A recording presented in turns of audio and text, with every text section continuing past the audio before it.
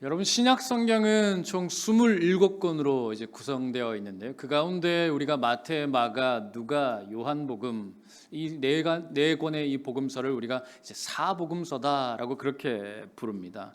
그런데 여러분, 이 사복음서의 중심은 여러분 누구이겠습니까? 당연히 예수 그리스도이시지요. 이 성경 가운데에서 이 사복음서만큼이나 예수님을 집중적으로 다루고 또 우리에게 구체적으로 예수님을 알려주는 책은 사실 그 어디에도 없다. 우리가 그렇게 생각할 수 있습니다. 그런데 여러분, 이 사복음서에서는요, 동시에 예수님만큼이나 이 동시에 이 주목하여 보고 있는 또 다른 무리들이 있는데 그들이 누구냐? 바로 예수님의 제자들입니다. 그래서 우리가 이 복음서를 읽을 때에는요, 언제나 이 두 가지를 함께 좀 생각할 필요가 있어요. 예수님과 제자들과 예수님, 이 둘을 언제나 우리가 염두에 두고서 이 복음서를 읽어 나가야 이 복음서가 정말로 우리에게 무엇을 말하고자 하는지를 우리가 제대로 읽어낼 수 있다. 우리가 이렇게 좀 생각해 볼 수 있습니다. 여러분, 오늘 본문에서도 마찬가지로 우리가 함께 읽었던 이 본문 속에서도 예수님과 제자들이 함께 등장하고 있습니다. 그래서 우리는 오늘 이 예수님과 이 제자들을 통하여서 과연 이 성경은 우리에게 무엇을 말씀하고자 하는가 하는 것, 우리가 이걸 좀 한번 생각해 보기를 원하는데, 여러분, 먼저 오늘 본문 35절 말씀 우리 같이 한번 읽어보겠습니다. 시작. 그날 저물 때에 제자들에게 이르시되 우리가 저편으로 건너가자 하시니. 여러분, 35절 전반부를 보면요, 그날 저물 때에 라고 말하고 있습니다. 그러니 이건 어떻게 이해할 수 있느냐, 지금 앞선 단락의 내용과 연결되어지고 있구나, 오늘 본문은 그렇게 연결되어 있구나 라고 우리가 생각해 볼 수 있어요. 앞서 예수님께서는요, 자신을 따라 나온 수많은 무리들을 바닷가 앞에다가 세워놓으시고 또 그렇게 앉히시고는, 그렇게 예수님께서는 많은 비유의 말씀들, 우리가 잘 아는 네 가지 땅의 그 비유, 그것이 이제 또 이 앞선 본문에 바로 나오거든요. 그런 비유들, 수많은 비유의 말씀들을 예수님께서는 무리들에게 이제 가르쳐 주셨습니다. 그렇게 수많은 비유의 말씀들을 이제 잘 가르치시다 보니까 어느덧 이제 해가 뉘엿뉘엿 지기 시작한 거예요. 여전히 사람들은 흩어질 기미가 보이지 않아서 제자들에게 미리 준비해두라고 해두었던 그 배에 이제 제자들에게 말하고서는 미리 이제 무리들을 보내셨어요. 그리고는 무리들을 보내신 이후에 제자들과 함께 오늘 35절에 보면 우리가 저편으로 가자, 건너가자라고 이렇게 말씀하고 계신 것을 보게 됩니다. 여러분, 예수님께서 말씀하신 이 저편이라는 것은, 지금 예수님은 가버나움, 본래 예수님께서 주로 활동하셨던 이 가버나움이라는 곳에서 이제 이 활동을 하고 계셨고, 지금 건너편은 가버나움의 그 북동쪽에 위치해 있었던 이 거라사라고 하는, 여러분, 우리가 5장에 보면 이제 군대 귀신 들린 사람이 거기에서 예수님을 이제 만나게 되지 않습니까? 아마 예수님께서는 그 사람을 만나기 위하여서 건너편으로 건너가자 이렇게 이제 말씀하신 것 같아요. 그런데 이때까지 제자들은요, 거라사에서 그들이 누구를 만나게 될지, 또 그곳에서 예수님과 함께 그들이 무엇을 하게 될지 아무것도 알지 못했습니다. 그러므로 여러분, 이 여정은 애초에 처음부터 예수님께서 주도하셨고 예수님의 의지를 가지고 이 시작한 여행이었다, 그런 항해였다, 여러분, 이렇게 우리가 생각해 볼 수 있습니다. 그런데 여러분, 이 여정은요, 처음부터 사실 문제가 있었어요. 예수님께서 시작하신 여행이었지만 처음부터 이 여행은 문제가 있었어요. 그게 뭐냐? 여러분, 지금 예수님과 함께 제자들이 이제 배를 타고 나가는 그 시간은 이미 해가 진 때다라고 하는 것을 우리가 말씀을 통해서 확인했지 않습니까?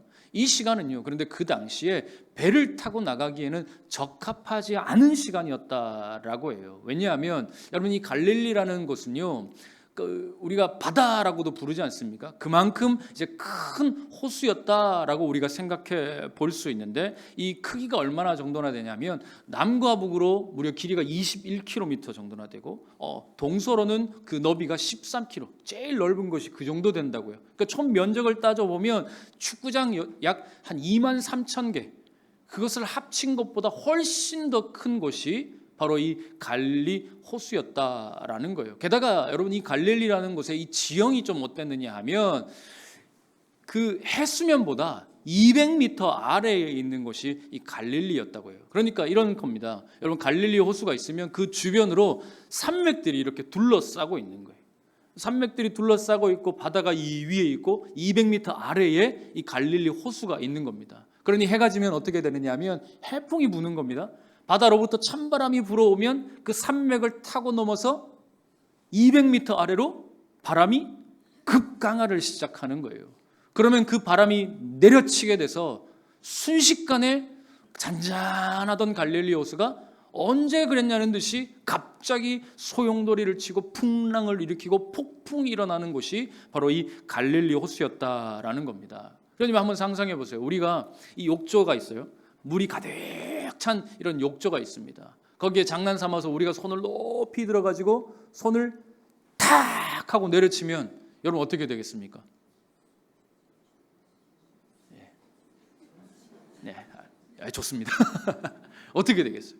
욕조가 일렁이면서 그 안에 있던 물건들이 막 쏟아져 나가고 물도 밖으로 다 넘쳐 나가고 이제 그런 현상들이 자연스럽게 일어나는 거잖아요. 마찬가지라는 겁니다. 이 갈릴리 호수가 바로 그런 형상을 띠고 있었던 거예요. 바람이 세차게 내리치면 이 풍랑이 마치 욕조 안에 물이 넘치는 것처럼 이 갈릴리 호수가 잔잔하지 않냐고 요동을 치게 된다라는 거예요. 그 안에 여러분 조만한 여러분 지금 예수님과 제자들이 타고 가던 배가 큰 배였을까요? 아니요, 그냥 조각배, 나룻배 정도였을 겁니다. 그런 배가 그 안에 있었다라고 우리가 이제 생각을 해 보는 것이죠. 그러니 여러분 밤마다 이런 거센 풍랑이 심심치 않게 빈번하게 일어나는 곳이 이 갈릴리 호수였으니까 여러분 예수님께서 가자라고 했던 이 시간은 사실 출항하기에는 절대로 적합한 시간은 아니었음을 우리가 알 수 있는 것이죠. 자, 그런데 여러분 이 제자들은 어떤 사람들이었어요? 그 가운데 대다수는 사실 이 갈릴리에서 나고 자란 사람들, 소위 말해서 갈릴리에서 잔뼈가 굵은 사람들, 갈릴리가 어떠한 바다인지를 너무나 잘 알고 있었던 사람들이 바로 이 제자들이었다라는 거예요. 그러니 여러분 제자들은요, 이 시간에 갈릴리를 건넌다? 이건 위험천만한 일인 것을 누구보다도 이 제자들은 잘 알고 있었다라는 거예요. 그런데 여러분 오늘 본문을 한번 보십시오. 제자들이 거기에 대해서 예수님께 우리가 저편으로 건너가자 했을 때에 자신들의 이 지식이 있었지만 그 지식에도 불구하고 제자들은요 아무 말도 하지 않습니다. 왜일까요?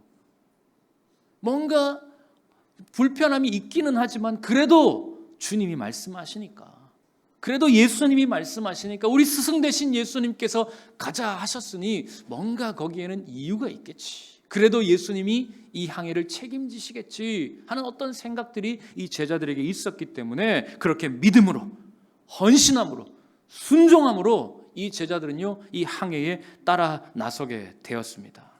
자, 그러면 여러분 우리의 생각에는 어때요?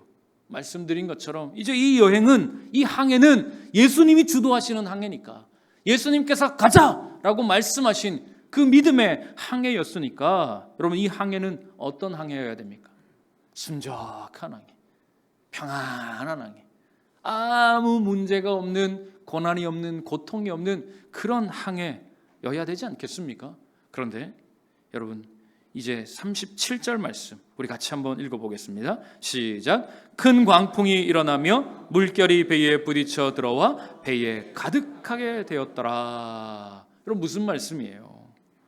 예상치 못한 큰 광풍, 아니 사실은 제자들의 입장에서는 예상했던 광풍이 그들의 인생 가운데 들이닥치게 된 것입니다. 그 풍랑으로 인하여서 그들이 탔던 배가 이미 요동을 치면서 지금 침몰하기 1번 직전에 이르게 된 거예요. 38절을 보면 지금 죽을 수도 있는, 제자들이 이 죽을 위기를 느낄 정도면 정말인 거거든요.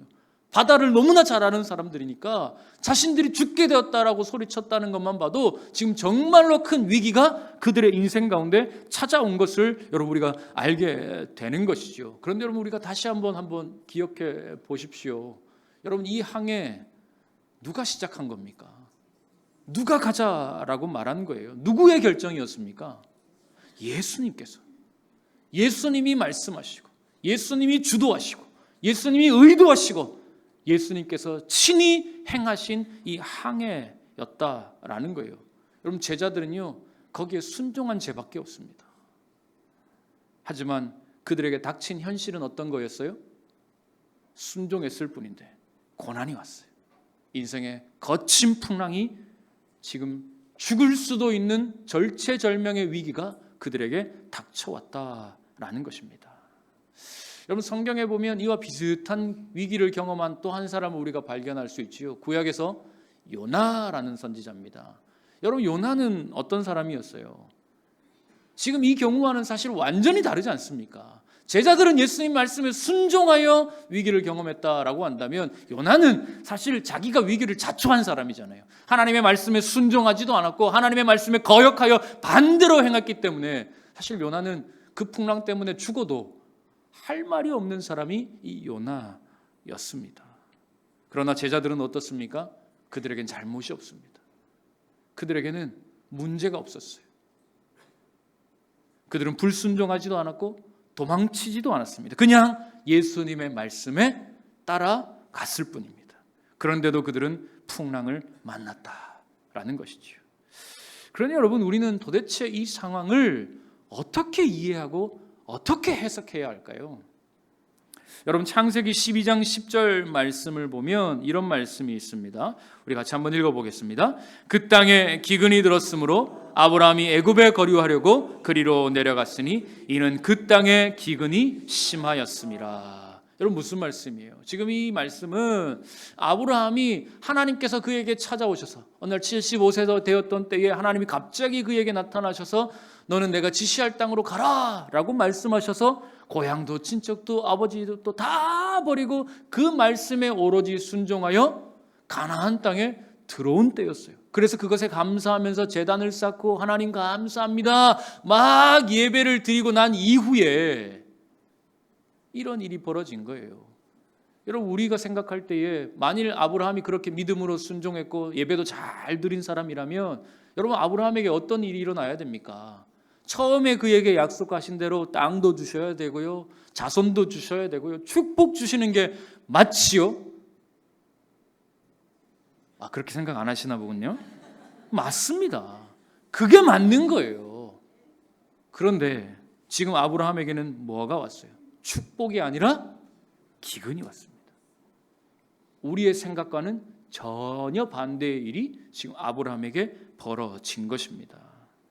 여러분, 그뿐만이 아니에요. 또 예레미야 선지자는 어떻습니까? 하나님의 말씀을 전하지 아니하면 내 마음이 불붙는 것 같아서 답답하여 견딜 수가 없어서 많은 사람의 반대와 그 만류에도 불구하고 하나님의 말씀을 담대히 전했습니다. 그 결과가 뭐예요? 옥에 갇혔습니다. 죽을 위기에 처했어요. 여러분, 욥은 어때요? 욥은 하나님이 인정하시는 의인이었습니다. 그런데 그에게 말할 수 없는 고난이 찾아왔어요. 하나님도 인정하신 의인이었는데 그의 인생은요, 고난의 연속이었습니다. 그래서 여러분, 오늘 본문뿐만 아니라 우리가 성경의 많은 이야기를 통하여서 우리가 분명하게 알게 되는 사실은 뭐냐? 고난은 누구에게나 찾아올 수 있다라는 것입니다. 여러분, 우리 같이 한번 따라해 보겠습니다. 고난은 누구에게나 찾아올 수 있다. 나 빼고. 그거 아닙니다. 성경은요, 그렇게 말하지 않아요. 고난은 누구에게나 찾아올 수 있다. 때로는 하나님을 신실하게 따르는 사람에게도 고난이 찾아오기도 합니다. 심지어 하나님의 말씀에 적극적으로 순종했던 사람에게 더 큰 고난이 오기도 하는 것을 여러분, 우리는 성경에서 확인할 수 있는 거예요. 그런데 여러분, 우리는 어떻습니까? 막상 고난을 마주하게 되면 우리는 이 사실을 까맣게 잊어버려요. 내가 죄를 지어서 그러는구나. 내 고난을 겪어보니까 갑자기 막 내가 죄가 있나? 무슨 죄를 지었지? 제가 경험해보니까 그렇더라고요. 먼저 그게 떠올라요. 내가 무슨 죄를 지었나? 내가 하나님 앞에 불순종했나? 내가 지난주에 예배를 제대로 안 드렸더니 그래서 내가 하나님 앞에서 이렇게 벌을 받는구나. 헌금을 제대로 했어야 되는데 내가 헌금을 안 했더니 하나님 앞에 내가 이렇게 고난을 받는구나. 그러나 여러분 기억하십시오. 성경은 절대로 그렇게 말하고 있지 않습니다. 오늘 본문이 우리에게 가르쳐주는 것도 똑같습니다. 순종하는 삶에도 고난은 찾아올 수 있다. 믿음의 삶에도 고난은 찾아올 수 있다. 성경이 우리에게 그것을 가르쳐주는 거예요. 그러므로 여러분 오늘 내 인생에 찾아온 고난 앞에서요 너무 낙심하지 마십시오. 너무 절망하지 마세요. 그것은 여러분의 잘못이 아닙니다. 오늘 하나님께서 우리에게 그렇게 말씀하시지 않습니다. 그러므로 여러분 이제부터 우리는요 질문을 좀 바꿔야 합니다. 누구에게나 고난이 찾아올 수 있으니까 왜라고 더 이상 묻지 마세요. 구체적인 이유는 사실 저도 잘 모르겠어요. 왜인지 저는 잘 모르겠어요. 그런데 성경은 분명히 말씀하신 거 그거 한 가지는 알겠어요. 누구에게나 고난은 있다. 그러니 여러분 우리는 더 이상 왜라는 질문에 우리의 인생의 시간을 허비하지 마세요. 그 질문 아무리 던져봐야 그 질문의 답을 찾기는 어렵습니다. 그냥 오늘 하나님이 이것만 가르쳐 주시는 거예요. 누구에게나 고난은 있다. 그러니 여러분 우리는 이제 질문을 바꾸어야 해요. 왜라는 질문이 아니라 어떻게 라는 질문으로 우리의 질문을 바꿔야 해요. 우리의 시선을 왜라는 질문 뒤에 과거의 시간에 가두어 두는 것이 아니라 어떻게 우리의 앞을 향하여 우리의 시선을 옮겨가야 한다라는 거예요. 물론 저도 그랬지만 고난이 찾아오니까 왜라는 질문 자꾸 하고 싶더라고요. 하나님 왜입니까? 왜? 도대체 왜? 왜 나에게 이런 고난을 허락하시는 겁니까? 그런 질문을 끊임없이 우리는 할 수밖에 없어요. 그러나 질문을 바꾸십시오. 왜가 아니라 어떻게? 하나님 우리가 이 고난을 어떻게 이겨내야 할까요? 도대체 내가 어떻게 해야 이 고난의 시간을 뚫고 나갈 수 있겠습니까? 그 질문을 하실 수 있기를 바랍니다. 여러분 우리의 시선은요 뒤를 향해 있어서는 안 돼요. 이제 어떻게라는 질문과 함께 우리의 시선을 앞으로 옮겨가는 저와 여러분 될 수 있기를 간절히 소망합니다. 자 이제 그런 질문을 마음속에 품고서요 어떻게? 라는 이 질문을 마음속에 품고서 우리 37절 38절 말씀 또 함께 읽겠습니다. 큰 광풍이 일어나며 물결이 배에 부딪혀 들어와 배에 가득하게 되었더라. 예수께서 고물에서 베개를 베고 주무시더니 제자들이 깨우며 이르되 선생님이여 우리가 죽게 된 것을 돌보지 아니하시나이까 하니. 여러분 지금 어떤 상황이에요? 큰 광풍이 일어났습니다. 예수님과 제자들이 탄 배가 거의 지금 침몰할 지경에 이르게 되었습니다. 그래서 제자들은요 다급해졌고 이 위기의 상황을 예수님께 아뢰었습니다. 우리가 죽게 된 것을 돌보지 아니하시나이까. 예수님께 그렇게 요청을 하게 되지요. 그런데 여러분 이 과정에서요 이 중요한 사실 한 가지가 있습니다. 37절 말씀을 이 원문으로 보게 되면 여기에 사용된 동사가 이 미완료 시제로 되어 있어요. 이게 무슨 말이냐 하면 지금 배가 한순간에 침몰할 위기에 처하게 된 게 아니라는 거예요. 이 미완료라는 그 시제 자체가 그래요. 과거의 어떠한 시점으로부터 서서히 배에 물이 계속해서 들어오는 겁니다. 한 번에 배가 쪼개진 것이 아니라 지금 그렇게 되어지고 있는 상황이다라는 겁니다. 물이 계속해서 넘쳐 들어오는 겁니다. 풍랑이 일어나니까 바람이 부니까 물결로 인하여서 물이 계속해서 배에 넘치게 되는 거예요. 그래서 배가 지금 서서히 물에 가라앉아 있고 있는 그런 상황을 우리에게 가르쳐 주는 거예요. 그러니 여러분이 지금 37절과 38절을 머릿속으로 한번 떠올려 보세요. 이 제자들과 예수님이 함께 배에 올라서 물이 막 넘쳐서 배가 지금 점점 조금씩 계속해서 가라앉고 있어요. 자 여러분 그러면 이때에 제자들은 가만히 있었을까요? 여러분 어떻게 생각하십니까? 배가 서서히 가라앉고 있는 이때 아이고 이거 어떡하나 야 배가 가라앉네. 여러분 그러고 제자들이 가만히 있었을까요? 그 광경을 지켜만 보고 있었겠습니까? 아니지요. 제자들은 전문가들이었어요. 바다에 있어서 배에 관해서는 전문가들이었습니다. 그러니 여러분 이 배를 가라앉지 않기 위해서 지금 제자들은요 계속해서 온갖 수고를 다 했을 것입니다. 너도 저 보고요. 이 바람이 이렇게 부딪히고 파도가 이렇게 치니까 이때는 배를 앞으로 저어야지, 노를 뒤로 저어야지, 아니면 옆으로 저어야지, 온갖 수고를 다 했을 것입니다. 그러면서 돛도 접어보고 물도 퍼날라보고 배에 있는 물건을 다 버려서라도, 배를 가볍게 만들어서라도 내가 할 수 있는 최선의 노력들을 최고로 그들은 온갖 수고를 마다하지 않냐고 계속해서 그 일들을 해왔을 거예요. 왜요? 지금까지 그렇게 난관을 헤쳐왔거든요. 지금까지 그들은 그 풍랑들을 이렇게 헤쳐내왔거든요. 그러니까 그들은 지금 그들에게 닥쳐온 이 큰 풍랑 앞에서도요, 예수님께 금방 아뢰지 않아요. 왜요? 내가 전문가니까. 이 바다는 내가 예수님보다 훨씬 더 잘 안다라고 생각했기 때문입니다. 다시 말해서 이 문제는 내가 해결할 수 있다. 제자들은 그렇게 생각을 한 것입니다. 여러분, 제자들은요, 지금 자신들의 삶에 찾아온 풍랑이 내 인생의 큰 문제라고 생각을 했어요. 그래서 그 문제를 헤쳐가 보려고 어떻게 해서든지 노력을 멈추지 아닌 것이죠. 그러나 그들의 진짜 문제는 풍랑이 아니었습니다. 진짜 그들의 문제는 뭐였느냐? 여러분, 제자들은 지금 바다를 지으신 창조주 대신 예수님을 앞에다 두고 자신들이 바다의 전문가라고 생각을 한 겁니다. 자신들의 눈앞에 말씀 한마디로 풍랑을 잔잔하게 하실 분이 거기 계신데 그 예수님께 나아가지 아니하고 내 경험과 내 지식이 더 낫다. 여러분, 그들은 그렇게 믿었던 것입니다. 여러분, 아닌 게 아니라 예수님은 사실 목수잖아요.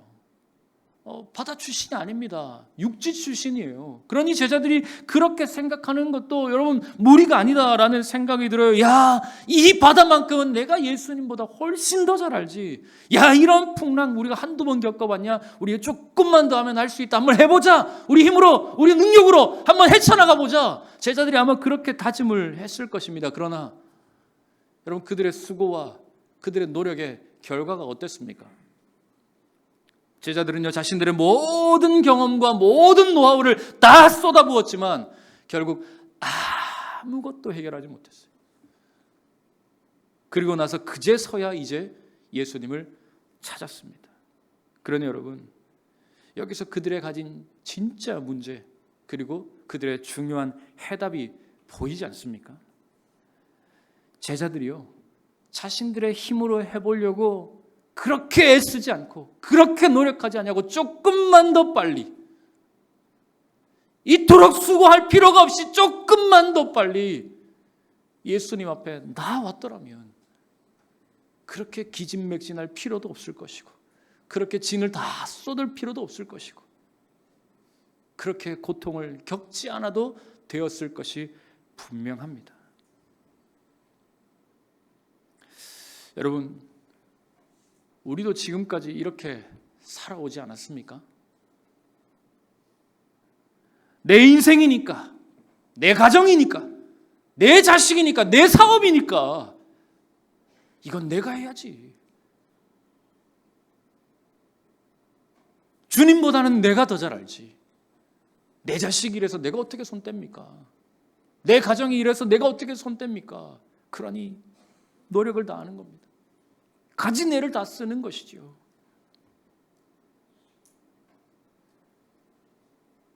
하지만 여러분, 그렇게 어떻게 지금까지는 그 풍랑을 헤쳐나왔을지는 모르겠지만 여러분, 만일에 지금 만난 이 제자들처럼 여러분들의 인생에서 여러분의 힘으로 도저히 헤쳐나갈 수 없는 그 풍랑을 만나면 그때는 어떻게 하시겠어요?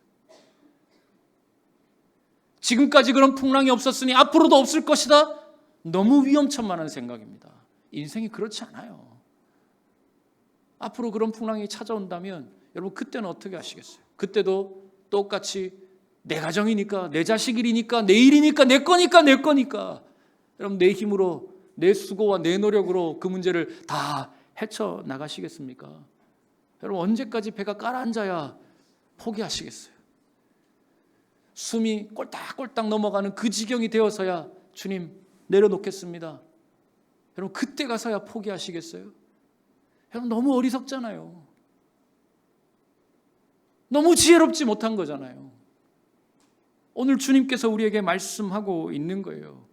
여러분, 우리가 최선을 다할 것은요, 우리의 풍랑 앞에서 우리가 할 수 있는 모든 노력을 다하는 게 아닙니다. 우리의 최선은 주님을 찾는 것입니다. 우리의 최선은 오늘 나와 함께 하시는 그 주님을 의지하는 것입니다. 사랑하는 성도 여러분, 더 이상 시행착오하지 마시고 헛수고도 하지 마시고 빨리 여러분의 두 손을 높이 주님께 들어 올리십시오. 주님, 항복합니다. 주님, 도와주십시오. 주님께 내 인생을 맡겨드립니다. 주님께 내 가정을 맡겨드립니다. 주님께 내 자녀를 맡겨드립니다. 주님께 내 모든 문제 맡겨드립니다.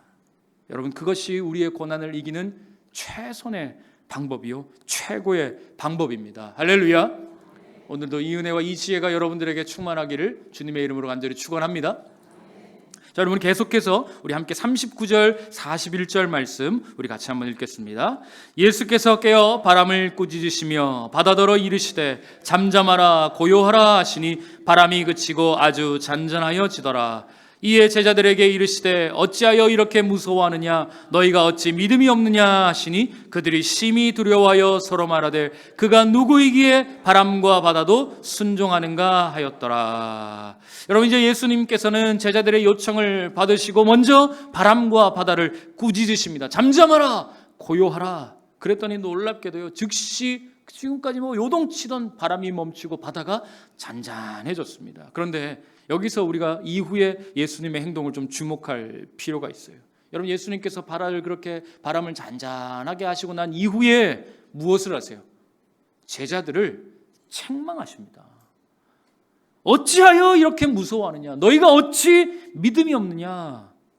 그런데 여러분, 예수님의 이 책망 속에는 사실 예수님의 기대가 담겨 있습니다. 사실 예수님은요, 항해를 시작하시면서 아마도 이 항해에 곧바로 이 풍랑이 다가올 것을 예수님은 다 알고 계셨을 거예요. 그렇다면 왜 예수님은 이 제자들에게 이 항해를 하자라고 말씀하셨을까요? 고난이 올 줄 알았는데 왜요? 예수님은 기대하고 계셨기 때문에. 제자들이 이 믿음을 가지기로, 두려워하지, 그 풍랑 앞에서도 두려워하지 않냐고 믿음으로 굳게 서기를 기대하셨기 때문에 이 항해를 시작하셨다라는 겁니다. 그렇기 때문에 여러분, 우리는 여기서 또 한 가지 의문을 가질 수밖에 없어요. 그게 뭐냐? 그렇다면 과연 예수님의 이 책망, 제자들을 향한 이 책망은 공정하냐라는 거예요. 왜냐하면 여러분, 잘 들어보십시오. 예수님께서 지금 의도적으로 이 항해를 시작하셨어요. 그리고 곧이어 풍랑이 다가올 것도 알고 계셨고, 그것을 아셨다라는 건 뭡니까? 제자들이 두려워할 줄도 다 아셨어요. 그들이 그 풍랑 앞에서 어떻게 하실 것인지도 예수님은 다 알고 계셨어요. 그래놓고 여러분, 너희가 어찌 이러느냐, 아니 두려워할 상황을 만들고 그 상황에다 밀어놓고서는 왜 무서워해? 이건 너무 고약한 거 아닙니까, 여러분? 이 너무하신 거잖아요. 아니 처음부터 그렇게 하지 말고서 부득이하게 그렇게 됐으면 야, 너희 이러면 안 되지라고 말해야 되는데, 아니 예수님은 처음부터 의도적으로 다 그렇게 만들어 놓고서는 왜 그래? 너무 나쁘잖아요, 이건. 왜 예수님은 이렇게 하는 것일까요? 그래서 여러분, 우리는 예수님을 만나면 제자들을 대신해서 이렇게 예수님께 질문할 수 있을 것 같아요. 아니 예수님, 제자들이 얼마나 무서워하고 두려워했는지 예수님이 누구보다 잘 아시지 않습니까? 그리고 예수님이 그거 하자고 하신 거잖아요. 그러니 여러분, 예수님 지금 위로는 해주기는커녕 책망이 웬 말입니까? 예수님이 그렇게 하자고 해놓고서 이제 와서 이러시면 너무 곤란한 거 아닙니까? 왜 그들에게 이런 고난을 허락하신 겁니까? 우리는 이렇게 제자들을 대신하여 질문할 수 있는 거예요. 왜냐하면 그것은 사실 우리의 인생을 향한 질문이기도 하기 때문에 그래요. 여러분, 우리도 인생의 풍랑을 만났을 때, 우리도 고난을 만났을 때, 우리의 믿음이 흔들릴 때에 여러분, 우리는 한결같이 하나님 앞에 그렇게 묻고 싶지 않습니까? 주님, 왜입니까? 왜? 그런 질문 우리가 필요 없다라고 말씀드렸지만 이건 부정할 수 없는 거예요. 제자들과 같은 상황 속에 놓여 있으면 언제나 우리는 주님께 묻고 싶은 겁니다. 하나님, 왜? 내가 그렇게 믿음으로 살려고 노력을 했는데 왜? 내가 얼마나 수고하였는데 주님 왜 그렇습니까? 내가 도대체 무엇을 잘못했길래 주님 왜 나에게 이런 풍랑을 주시는 것입니까? 우리는 그렇게 질문할 수밖에 없습니다. 그러나 여러분, 오늘 제가 말씀을 묵상하면서 깨달은 것이 있어요. 예수님은 제자들이 두려워한 것을 책망한 것이 아닙니다. 예수님은 믿음을 잃어버린 것을 지금 책망한 것이 아니었어요. 그리고 예수님은 그들이 두려워하지 않을 거라고 기대한 것이 아니었어요. 그게 아니라 두렵지만, 너무나 두려운 것이 사실이지만 그럼에도 불구하고 그 두려운 상황 속에서도 예수님은 자신을 신뢰하기를, 그것을 예수님은 기대하셨습니다.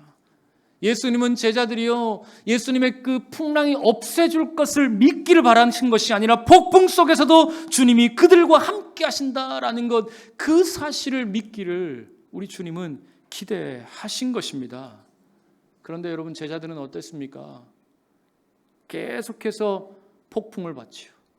계속해서 요동치는 이 배를 바라봤습니다. 자신들에게 불어오는 그 거센 바람을 계속해서 바라봤습니다. 정작 바라봐야 할 예수님은 바라보지 못하고 엉뚱한 것을 계속해서 바라보고 있었던 거예요. 아니, 그들의 육신의 눈으로는 주님을 보았을지 모르지만 그들의 마음의 눈에 예수님은 거기에 계시지 않았다라는 것입니다.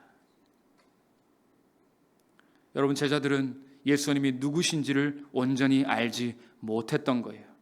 그래서 지금 예수님께서는 그 부분을 지적하고 있는 거예요. 책망이 아니라 지금 오히려 묻고 있는 겁니다. 너희에게 내가 누구냐라는 거예요.